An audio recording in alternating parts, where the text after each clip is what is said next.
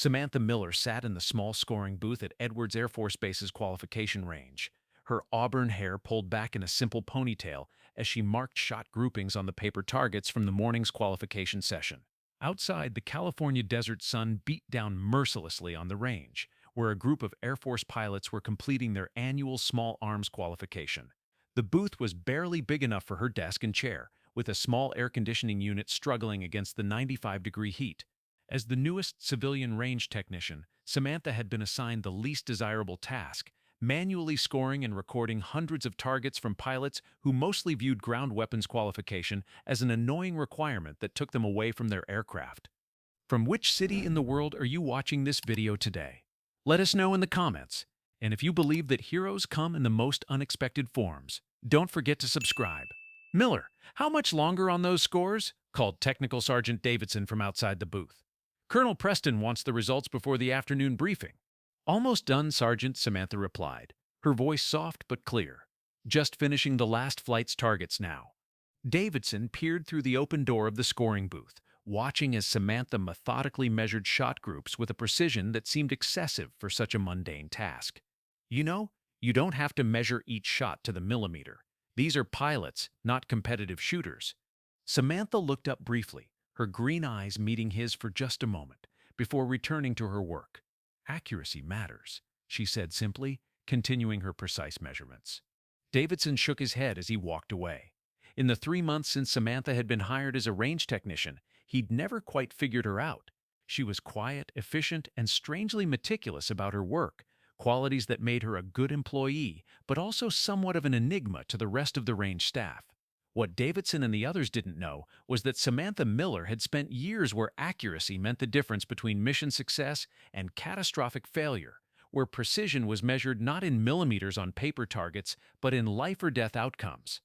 At 2:15 p.m., Samantha finished compiling the qualification scores and printed the results for Colonel Preston's briefing. As she walked across the sun-baked concrete toward the administration building, she passed a group of F-35 pilots heading to their afternoon simulator session.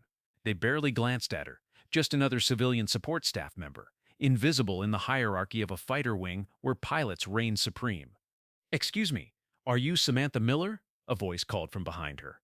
Samantha turned to see a woman in Air Force blues approaching, a captain based on the rank insignia, with the name Rodriguez on her uniform. "Yes, I'm Samantha," she replied cautiously. "Captain Elena Rodriguez," the officer said, extending her hand. "I'm with the 412th Test Wing. Do you have a moment to talk?" Something in the captain's tone made Samantha instantly alert. "I need to deliver these qualification scores to Colonel Preston's office first," she said, holding up the folder in her hand. "I can take those for you," Rodriguez offered. "The colonel is actually the one who asked me to find you." Samantha's pulse quickened slightly, but her expression remained neutral, a skill honed through years of training. "What's this about, Captain?" Rodriguez glanced around before responding, lowering her voice. "Not here. The colonel would like to see you in his office. Now." 10 minutes later, Samantha sat in a chair across from Colonel James Preston, commander of the 412th Test Wing at Edwards.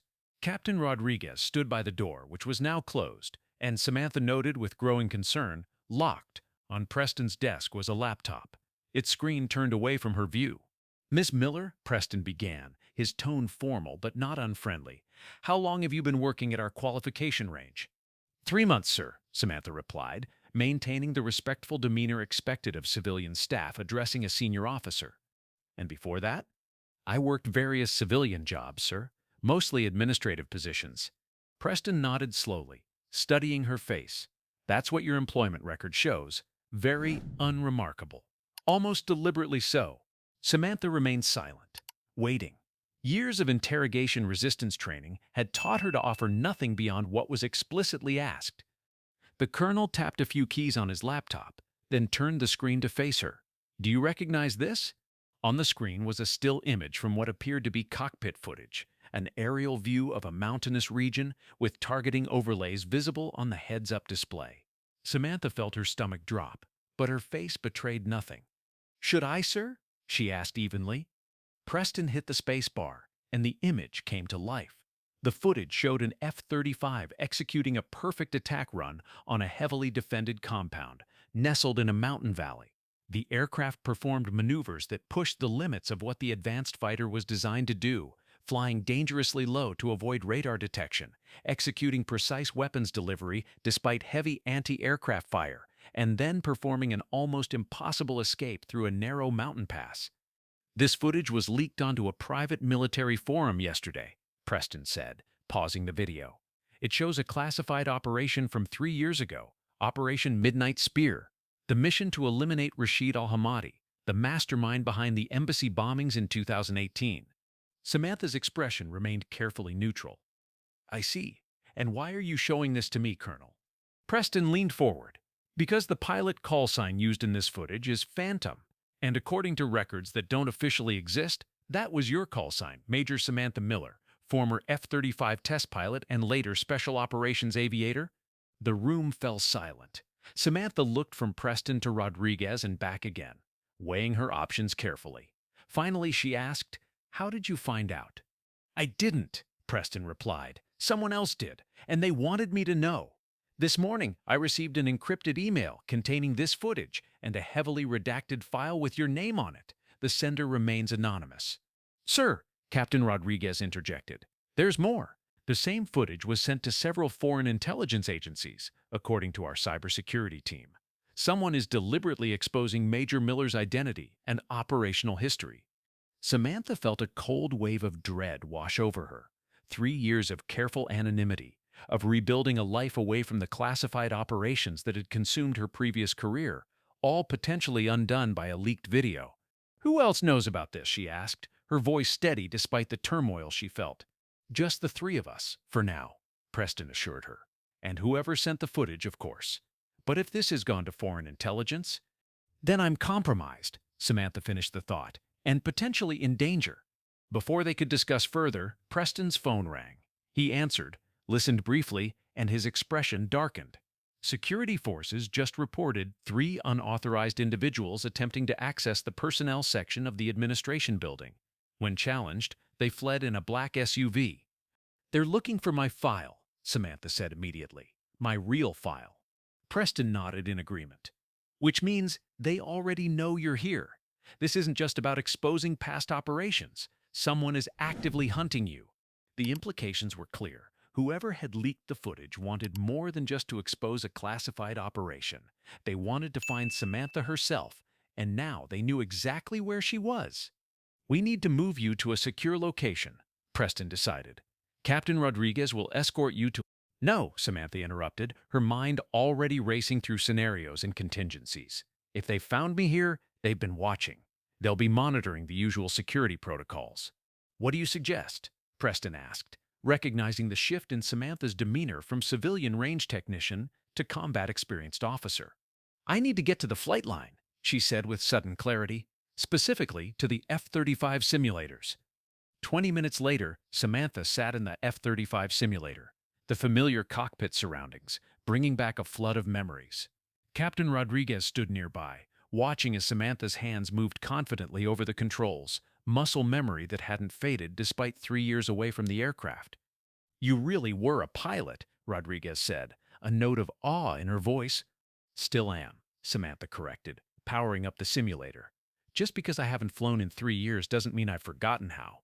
As the simulator came online, Samantha began searching through the mission profiles stored in the system. "I need to find something similar to Operation Midnight Spear, a low-altitude penetration mission in mountainous terrain." Rodriguez watched as Samantha navigated through the simulator's database with the ease of someone who had spent countless hours in this exact system. "Why did you leave?" she asked suddenly. "If you don't mind me asking, you were obviously exceptional. If you don't mind me asking, you were obviously exceptional." Samantha's hands paused briefly over the controls. "The last mission, the one in that leaked footage, didn't go exactly as planned. We eliminated the target, but there was collateral damage. Intelligence failure. There were children in the compound." Before Rodriguez could respond, the simulator door opened and Colonel Preston entered, his expression grave. "We have a problem. Security just reported that someone accessed the base network from an unauthorized terminal. They downloaded personnel files, including your cover identity details." "They know I'm here," Samantha concluded. "And they know I'm not just Samantha Miller, range technician. Worse, Preston added. Satellite imagery just picked up 3 vehicles approaching the base from the North Access Road. They're not military or known civilian contractors. The base-wide alarm system suddenly blared to life. Attention all personnel. Security breach at North Gate. This is not a drill. All non-essential personnel evacuate to designated safe zones. Security forces to North Gate immediately. They're here, Samantha said, rising from the simulator seat. And they didn't wait for an invitation. Preston's radio crackled with urgent communications from security forces. The situation was deteriorating rapidly. The intruders had breached the gate using a stolen military vehicle and were now heading directly toward the administrative area of the base. They know exactly where they're going, Samantha observed. They have inside information. Preston led them through maintenance tunnels to a secure communications bunker beneath the operations center. As they monitored security feeds, they watched 3 men in tactical gear methodically moving through the operations center. Those aren't standard weapons, Samantha noted. And that tactical gear, it's specialized equipment used by Eclipse Strategic Solutions, a PMC that sometimes works alongside Special Operations Forces on classified missions. Like Operation Midnight Spear? Preston asked. Exactly like that, Samantha confirmed. They provided ground support for the mission. They would have had access to the mission footage. The realization hit her suddenly. It's not about exposing the operation. It's about finishing it. There must have been someone else in that compound. Someone who wasn't supposed to be there. Someone who survived and hired these contractors to find me. The bunker door's keypad began to beep. Someone was entering the access code. That's impossible, Preston whispered. Only senior command staff have that code. Unless they have inside help, Samantha said, positioning herself beside the door. Captain, your sidearm. The door swung open to reveal General William Harker, her former commanding officer during Operation Midnight Spear. Stand down, Miller, Harker ordered calmly. We don't have much time. As they moved through maintenance tunnels toward the flight line, Samantha's instincts told her something was wrong. General, you said they followed you here, but they breached the North Gate while we were in the simulator building before you arrived. Harker's pace faltered slightly. I meant they followed my trail, intelligence. No, Samantha said, stopping. You knew exactly where I was because you've been monitoring me, and you knew about the attack because you're coordinating with them. Harker's expression changed, the concern giving way to cold calculation. In one fluid motion, he drew a concealed weapon. Samantha tackled Rodriguez out of the line of fire as Harker's shot caught Preston in the shoulder. Why? She demanded. Why now, after 3 years? Because the truth about Midnight Spear is about to come out, Harker replied. Congressional investigators found discrepancies in the mission reports. What discrepancies? The children in that compound weren't collateral damage, Miller.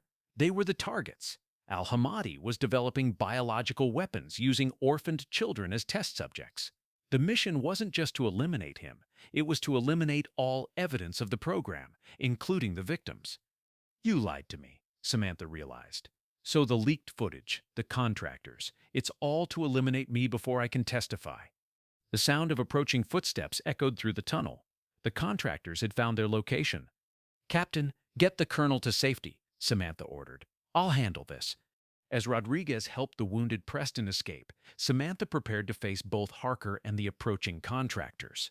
She was outnumbered and outgunned, but she had one advantage: intimate knowledge of what an F-35 pilot could do when pushed to the limit.